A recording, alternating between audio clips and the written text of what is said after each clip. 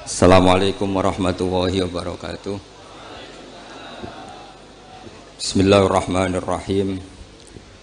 Tabarakalladzi nazzalal furqana ala 'abdihi liyakuna lil 'alamin nadhira. Allahumma shalli wa sallim ala sayyidina maulana Muhammad wa ala alihi wa sahbihi asma'in, amma ba'du.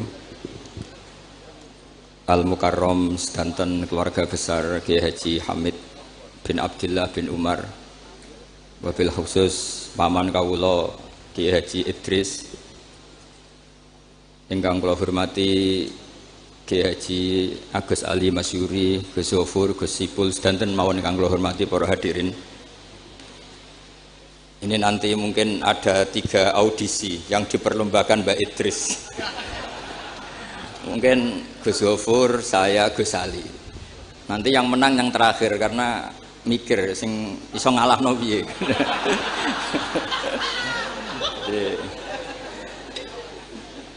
Yang kasihan Gus Zofur karena pertama, jadi saya bisa gasap ilmunya nanti. Begini, kecil saya itu sering sowan Pak Hamid karena memang sepupu mbah saya. Dalam catatan nasab, mbah saya kandung namanya Fatimah binti Kholik bin Umar. Tapi sepuh-sepuh namanya tidak Kholik tapi Idris. Kayak Mbah Hamid ini nama kecilnya itu Abdul Mukti. Jadi di keluarga saya biasa ganti nama.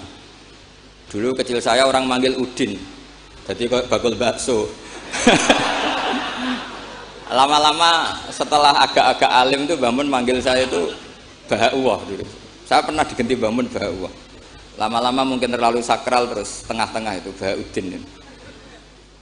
Begini, dulu saya pernah cita-cita jadi wali karena punya penambah wali. Karena kecil saya itu sering dijak sowan Pak Hamid. Setelah agak besar kok prosedurnya kok agak sulit gitu. Terus jadi tidak ingin gitu. Tapi tadi kata Gus Zofur, sementing pernah nempati tempat yang dipakai wali. Tempat ini pernah dipakai Mbah Hamid. Insya Allah nasib kita kayak Nabi Zakaria, karena takbirnya hunalika, di tempat itu. Begini, jadi saya akhirnya nekuni ilmu itu di sarang. Yang jelas begini, sebelum hadirin tahu banyak, tradisi keluarga saya itu menghafal Quran. Dulu bapak saya Kiai Haji Nur Salim Al-Hafidh setiap kesini itu diminta Mbah Hamid baca Quran di kamarnya. Jadi bapak saya itu kecelok ponaan mantu. Saya dengan Mbah Hamid itu nasibnya sama. Jadi Mbah Umar itu punya istri namanya Maimunah, itu mbak kandungnya Mbah Bedowi. Sama seperti Mas Arwani, semua yang di sini itu keluarga semua, keluarga Lasem. Tapi kesini tidak penjajah karena Mbah Kusairi ya sudah di sini. Tidak kok terjun bebas, tidak ada yang bawa itu. Saya teruskan, cita-cita kecil saya itu ingin jadi wali. Lama-lama kok syaratnya itu repot tuh. Karena idola saya itu Mbah Hamid Pasuruan, kebetulan wali yang jalur sulit. Kalau wali jalur jadab itu gampang, ibu-ibu rada aneh-aneh itu clear sudah. Itu lebih gampang. Itu. Tapi Mbah Hamid ini kan ma'ruf bil ilmi karena beliau pernah ngaji di Mbah Khalil Harun di Kasingan, tapi gak lama. Yang paling lama di Mbah Dimyati Termas. Beliau lama sekali ngaji di Mbah Dimyati Termas, bareng Mbah Ali Maksum, bareng Mbah saya, Mbah Sidik, terus bareng banyak. Kita tahu Mbah Dimyati Termas adalah adik kandung Kiai Mahfud At-Turmusi. Kiai Mahfud bin Abdullah bin Abdul Mannan. Abdul Mannan ini adalah awaluman lazama min ahli Jawa, mulazamah di Sayyid Az-Zabidi, Sahibul Ithaf, yang mengarang kitab Ithafus Sadat Al-Muttaqin. Itu murid mulazimnya itu orang Jawa, namanya Abdul Mannan. Terus beliau punya anak namanya Abdullah, punya anak Mbah Mahfud, yang pada akhirnya jadi gurunya Mbah Hasyim Asy'ari. Mbah Mahfud ketika di Jawa, memang cerita wali itu syaratnya harus cerita grup. Ada grup WA wali itu ada, mulai dulu itu ada. Jadi wali itu syaratnya harus punya grup. Karena untuk legalitas wali itu harus disahkan wali. Nggak boleh wali diangkat menteri agama, Gus ya. Nggak boleh, nggak boleh. Kata beliau nggak boleh wali diangkat menteri agama. Yang angkat harus ketua wali. Ini Gus Ali seneng kalau nggak boleh. Jadi harus punya grup. Kenapa harus punya grup? Karena syarat kebenaran itu harus disepakati, harus konsensus bena ahli hak. Kalau NU menamakan ahwa ahlul halli wal aqdi. Kenapa demikian? Ada standarnya. Dulu Kiai Hamid itu ma'ruf ngaji badim itu malah kitab Jamul Jami', kitab paling ruwet. Makanya alhamdulillah nggak banyak peminatnya. Karena sesuatu yang ruwet nggak perlu diteruskan. Jamul Jami' itu kitab yang saya dulu pernah ngaji Mbah Mun, abahnya Gus Zofur itu khatam. Itu ngaji itu lama sekali karena memang nggak bisa cepet-cepet karena memang harus mikir. Setelah saya ngaji Jamul Jami', ngaji Lubil Usul, karena Kiai Mahfud itu al-usuli. Nah ini kaitannya dengan kewalian Mbah Hamid. Nanti kamu bisa daftar lewat jalur ini, jalur saya ini nanti. Kitab Usul Fiqih adalah sebetulnya kitab yang memudahkan kita jadi wali. Meskipun pelajarannya susahnya minta ampun. Kenapa demikian? Karena Usul Fiqih itu yang memberi ruang bahwa qutbu hadaddin adalah al-istildad bil mubahat. Pada akhirnya poros utama agama ini adalah orang-orang soleh itu nikmati ma'abahahu, sesuatu yang dibolehkan Allah Subhanahu wa taala. Saya dulu ya janggal, Mbah Mun itu kalau ketemu bapak saya itu ya guyon terus. Kiai Hamid di Lasem sama Singat kalau ketemu keluarganya sering guyon di ruang tengah itu di Pondok Fakhriyah. Karena mbah saya itu sepupu beliau. Dulu saya janggal sampai Mondok Sarang ya semua ulama kalau ketemu pasti guyon. Ternyata memang menurut pandangan usul fikih hukum mubah itu tidak ada. Kenapa tidak ada? Karena mubah itu maknanya bisa dilakukan, bisa ditinggalkan. Padahal dengan melakukan mubah seseorang pasti meninggalkan keharaman. Watarkul haram wajib, padahal meninggalkan barang haram itu wajib. Makanya rata-rata pondok-pondok salaf itu jarang santrinya diharamkan rokok, ngopi. Karena kalau kangkang itu ngopi terus rokokan dangak-dangak, itu artinya kan nikmati suasana pondok. Kayak apa kalau itu di bar itu, di kafe. Jadi itu bukan ngopi, itu tarkul haram. Nah, ini saya mohon yang kangkang kecil-kecil jadi wali lewat itu saja. Sehingga tidur itu ya wajib.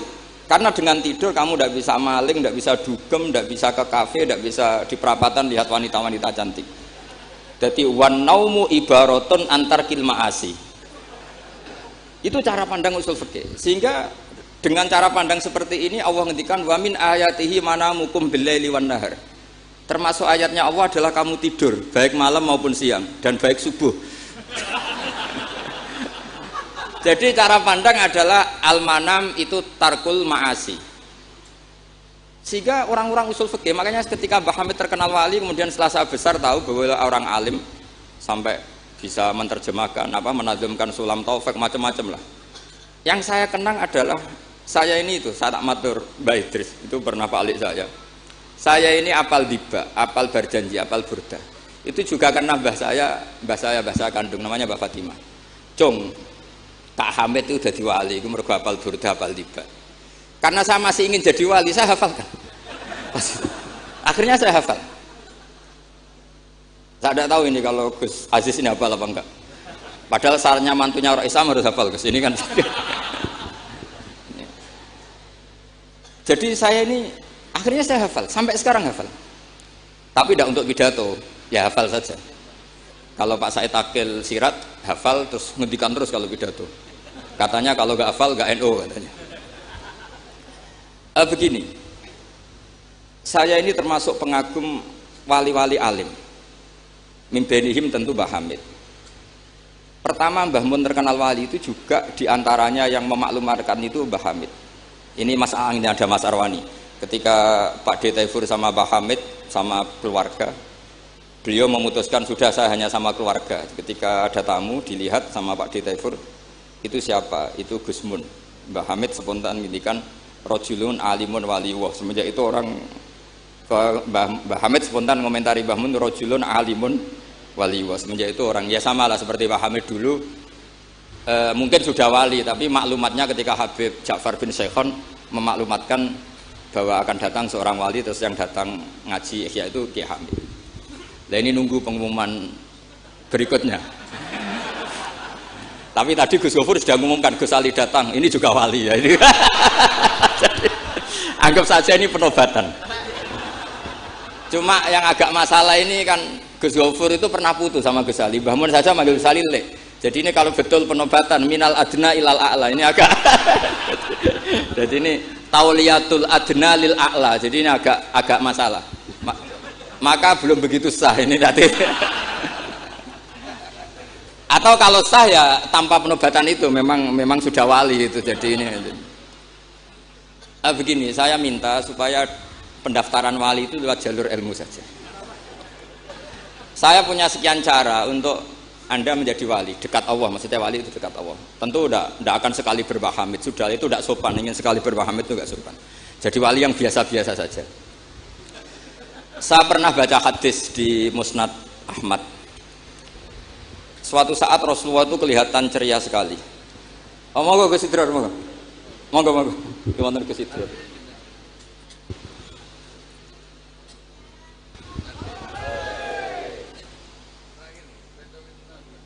Monggo. Saya teruskan ya. Saya itu punya tradisi kalau ngaji itu tak takriri, termasuk Ihya.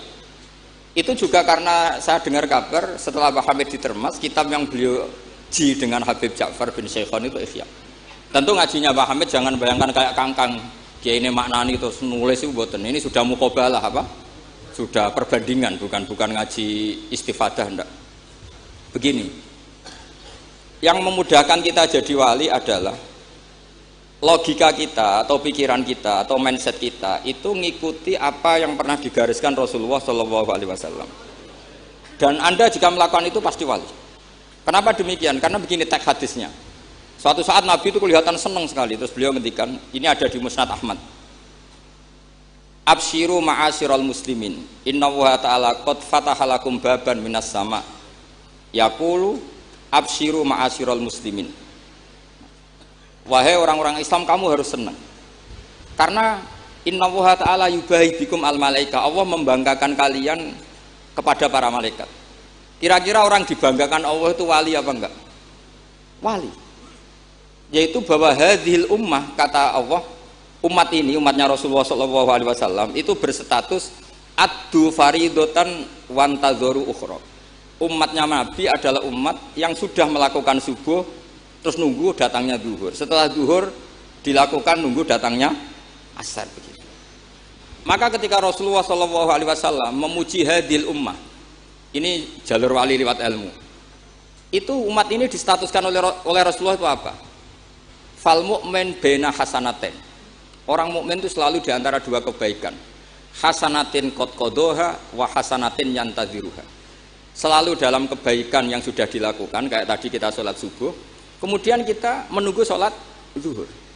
Sehingga setiap saat kita mati, status kita adalah penunggu kebaikan. Jadi ini penting saya utarakan supaya orang mukmin selalu melakukan kebaikan dan menunggu akan melakukan kebaikan lagi. Sehingga safarnya begitu terus, perjalanannya begitu terus, dan itu bisa menjadi niat.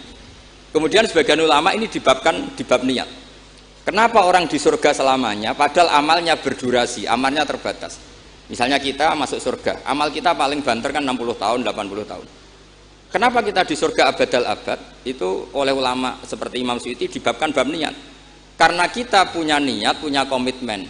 Lau isna abadal abad la amanna ya abadal abad. Lau syi'na abadal abad ya la sholaina abadal abad. Karena kita punya niat, andai kan kita hidup selamanya, kita akan iman selamanya. Andai kan kita hidup selamanya, kita akan sholat selamanya. Nah, kenapa orang kafir mu'adzab abadal abad, padahal dia kafirnya juga terbatas? Karena di hati mereka, kalau hidup terus ya akan begitu terus. Sehingga disebut itu dibabkan di bab apa nih? Niat. Nah, orang mukmin barokahnya ada istafet tadi, habis subuh ingin asar, duhur ingin asar. Selalu perjalanannya dari estafet melakukan kebaikan menuju estafet kebaikan yang lain. Makanya orang mukmin kata Rasulullah SAW, fal mukmin bena hasanaten, yaitu hasanatin qad qadoha wa hasanatin yantaziruha. Sehingga saya mohon sekali kalau jenengan sedang melakukan kebaikan, harus langsung punya niat kebaikan yang lain kebaikan. Makanya saya tetap berharap suatu saat setelah Mbah Hamid akan lahir wali baru, lahir wali. Ngenteni terus. Orang kudu kasil saiki ngenteni wae ben terus. Karena kalau kasil saiki malah ndak nganti ngenteni. Saya itu pernah kalah debat sama santri seumur-umur itu satu. Gus, jenengan sama saya itu masuknya surga cepat saya kan. Kenapa? Kata Rasulullah, man salaka tariqan yaltamisu fihi ilman sahalallahu lahu tariqan ilal jannah. Itu yang masuk surga itu yang masih mencari-cari. Kalau jenengan sudah ketemu itu enggak masuk hadis itu. Wah, kurang ajar betul itu orang itu. Jadi itu syaratnya harus masih mencari. Kalau sudah ketemu itu tidak masuk hadis itu karena sudah ada yaltamisu fihi ilman. Ini saya ijazahkan kepada Gus-Gus yang muda. Saya ngijazahi Mbak Idris nggak berani. Tak ijazahkan ini sama Gus Aziz. Mbah Hamid dulu masyhurnya itu supaya orang-orang tua ini yaltamisu fihi ilman. Itu yang orang-orang sepuh itu kalau sowan beliau disuruh ngapalkan Quran. Ada yang 2 tahun mati, 4 tahun mati. Sementing kata beliau, kata Mbah Hamid sini, sementing kowe nuju golek ilmu cum. Termasuk Pak De Bukhari yang orang lasem itu juga ngapalkan Quran. Ada yang 6 juz mati, 9 juz mati. Karena Mbah Hamid ingin semua orang itu yaltamisu fihi ilman, bahwa dalam kehidupan ini mencari-cari apa? Ilmu. Meskipun beliau tahu secara teori nggak sampai umurnya. Makanya kalau suwun yang sepuh-sepuh ini juga terus daftar wali nanti, terus belajar. Tapi jangan buku yang menyesatkan. Nah, kenapa begitu? Karena ulama dulu itu ingin semua orang itu melakukan hasanatin qad qadha wa hasanatin yang taziru. Tapi Rasulullah karena tahu kalau orang terlalu kepedean itu masalah. Terus Nabi juga ngendikan wal mu'min baina makhafatin. Orang mukmin dalam ketakutan dua. Yaitu baina ajalin qad madha la yadri mawahu qadin fihi, mawahu saniun fihi. Wa baina ajalin qad baqiya la yadri mawahu qadin fihi. Itu betapa Rasulullah itu jami'ul kalim. Orang yang kalau ngendikan itu mudah difahami. Tapi kamu jangan selalu gembira. Kamu itu punya 2 ketakutan, dihimpit 2 ketakutan. Yaitu ketakutan masa lalu kamu, yang kamu tidak tahu Allah akan memperlakukan kamu kayak apa. Dan ajal yang akan datang, kamu juga gak pernah tahu nanti kamu diperlakukan Allah kayak apa. Makanya terus ulama-ulama kalau ngarang itu biasanya dibabkan kitabul khaufi war roja. Jadi rojaknya karena al-mu'min baina hasanatin, yaitu hasanatin qad qadha wa hasanatin yantaziruha, tapi juga al-mu'min baina makhafatin, baina ajalin qad madha la yadri mawahu saniun fihi wa baina ajalin qad baqiya la yadri mawahu qadin fihi. Sehingga orang Islam semuanya stabil, ada khauf, ada rojak. Dan itu lagi-lagi di kitab Ihya, kitab yang dimulazamai Mbah Mun, dimulazamai Mbah Hamid. Saya sampai sekarang masih terus belajar Ihya. Nak ra iso yo ngerpek. Saya sampai sekarang masih ngerpek kitab Ithaf itu. Karena saya punya Ihya itu 4 kalau nggak 5. Cetakan Toha Putra, DKI, Darul Hadis Al-Qahirah. Saya biasanya kalau kitab induk punya sampai 4 sampai 5. Nggak tahu kalau ibu induk nggak tahu itu punya itu nggak tahu saya. Pokoknya kalau kitab induk itu saya punya sampai 4. Karena sering salah cetak. Kenapa dulu sering salah cetak begini? Kalau seorang ulama ngarang itu ditungguin muridnya. Imam Buaiti nulis, Imam Buzani nulis, Imam Robi nulis. Mungkin karena Imam Syafi'i ngendikan misalnya yas tasfid. Mungkin yang satu nulis pakai shin, yang satu nulis pakai sod. Sehingga kitab sekecil takrib itu ada wafi nusotin nggak ada. Nah, karena kalau sekarang kan enggak di komputer kalau masternya sama ya sama. Terus kalau dulu enggak. Wafi ba'din nusah kada, wafi nusotin kada, karena muridnya beda. Problemnya ya nanti kalau muridnya pas geloyor ya nggak karu-karuan. Makanya ada sanad, salah petik itu jadi mati. Ada santri yang nggak pati ngalim, kitabnya dia itu Hayatun Sauda Dawaun min Kulida. Jadi kelebihan titik. Akhirnya dia cari ular hitam, Hayah itu mana nih ular, Sauda itu hitam, Dawaun min Kulida, penyembuh dari segala penyakit. Karena kitabnya pakai titik 2, dia cari ular hitam. Kebetulan itu kobra. Ya dipatok mati. Ya sembuh betul, tidak sakit lagi. Ya. Ya dia kitabnya dia itu Hayatun Sauda. Padahal yang benar itu Habbatun Sauda. Jadi kalau salah titik itu resikonya seperti itu. Jadi Habbatun Sauda, kitabnya dia Hayatun Sauda. Nah berikutnya ini mungkin yang terakhir, ini trik jadi wali. Yang mintorikil ilm, seorang lagi mintorikil ilm. Banyak kitab menjelaskan bahwa Abu Yazid Al-Bustami itu tanya, ya Allah, orang sehebat saya itu siapa? Karena beliau itu ahli ibadah. Sama Allah dijawab oleh hadis ya tentu. Kamu tidak usah tanya caranya Allah jawab gimana. Tidak wali itu tetap nggak bisa tuh. Jadi wali dulu nanti tahu sendiri. Ditunjukin temannya yang pinggirnya itu loh, teman kamu yang tidur. Kenapa ya Allah? Ini orang sama saya husnudzon, tahu bahwa saya ini baik sekali, makanya ditinggal tidur. Kalau kamu ibadah terus, jadi ada gimananya gitu sama saya. Jadi kamu jadi wali yang jalur itu aja, yang apa? Ya husnudzon itu. Sampai di Ihya itu ada makalah begini. Suatu saat zaman kalau sudah rusak, itu hatta yakuna ahsana a'malihim an-naum. Sehingga ngamal terbaik mereka itu tidur. Kenapa demikian? Saya pernah belajar juga sama bapak. Kalau bapak guyon tuh gini, kan di Hikam itu ada makalah gini. Manusia itu siapa? Kata Hikam, man kanat mahasinuhu masawiyah. Manusia itu orang yang kalau baik saja buruk, apalagi pas buruk. Jadi manusia itu man kanat mahasinuhu masawiyah, fakaifa la takunu masawihi masawiyah. Manusia itu orang pas baik saja buruk, apalagi pas buruk. Terus tak tanya bapak, kalau niku Pak, imam masjid sing istiqomah, ya apik istiqomah. Tapi ana kemungkinan yen ra ikhlas nak dimami wong liya. Sama sih. Imam masjid ning desa-desa itu istiqomah, kadang niate ben gak kena wong liya. Sehingga banyak alumni yang ngantri itu gak jadi imam karena sampai watuk, sampai pelo ora fase tetep mau digenti. Dalile saking istiqomah. Tapi kita kan ndak tahu mergo ditindah wong liya apa enggak kan ndak pernah tahu. Jadi manusia itu mangkanat mahasinuhu masawiyah fakaifa la takunu masawihi masawiyah. Nah begitu juga misalnya orang alim, saya ini kata orang banyak itu alim, baik kan? Tapi akhirnya nggak sopan. Saya di atas Gus Zofur, di atas Gus Ali ini kan nggak sopan. Makanya tak jamin ini nggak lama-lama, karena nggak sopan tuh nggak boleh lama-lama gitu. Jadi orang itu apapun baiknya itu pasti ada sisi. Itu guyonannya orang-orang alim dulu itu sampai gitu. Man kanat mahasinuhu masawiyah fakaifa la takunu masawihi masawiyah. Manusia itu orang yang saat baik saja ada buruknya, apalagi pas buruk. Coba kamu fikir itu bagus karena ngeringankan hisab. Tapi ana tangga lara ra iso nulung, ana wong macam-macam ra iso nulung. Padahal fikir itu bagus. Allahumma ahyini miskinan wa amitni miskinan. Engko sugih ya apik iso nulung wong macam-macam, tapi mesti ana sombonge ora tak tulung ra urip kono. Terus sampean takok, "Lah carane piye, Gus?" Wong aku ora gurumu kok takoki. Tapi ini mau cerita. Jadi saya tolong siapapun yang jadi wali itu pikirannya harus niru ulama-ulama dulu. Ini yang terakhir, bapak dapat ijazah dari Mbah Hamid itu gini, kalau mau ngaji atau baca apa, ya Allah saya niat kayak niatnya Syekh Abdul Qadir apa? Al-Jilani. Itu masyhur itu ijazah Mbah Hamid. Karena kalau kita yang niat itu potensi salah, maka numpang niatnya Syekh Abdul Qadir Jilani. Setelah saya ngaji di Sarang sama Mbah Mun, ternyata pola-pola itu dipakai. Daripada minta keliru, mendingan Allahumma inni as'aluka ma as'alaka bi abduka nabiyuka Muhammad wa asta'idzu bika masta'adza min habibika nabiyuka Muhammad. Karena sekali doa itu keliru itu masalah.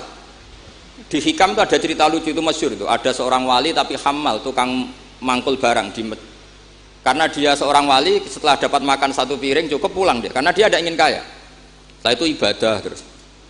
Lama-lama matur, ya Allah saya ini seorang wali, konsentrasi saya hanya ibadah, ngapain harus kerja jadi hamal, tukang manol, mbok kasih rezeki yang tanpa saya kerja. Singkat cerita sama Allah ditakdir dicurigai maling, terus dipenjara. Dipenjara tiap pagi dapat makan, sore dapat makan. Terus tanya, ya Allah kenapa jadinya gini, kan kamu minta rezeki tanpa kerja.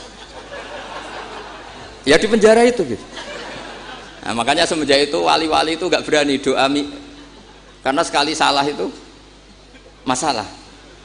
Termasuk doa minta jadi wali itu efeknya punya istri cerewet kata Gus Zofur. Karena itu satu paket katanya. Jadi wali tadi saya bikin 3 tip, Gus Zofur juga tipnya lebih keras lagi. Syaratnya harus punya istri apa tadi? Cerewet. Ya wassalamualaikum warahmatullahi wabarakatuh.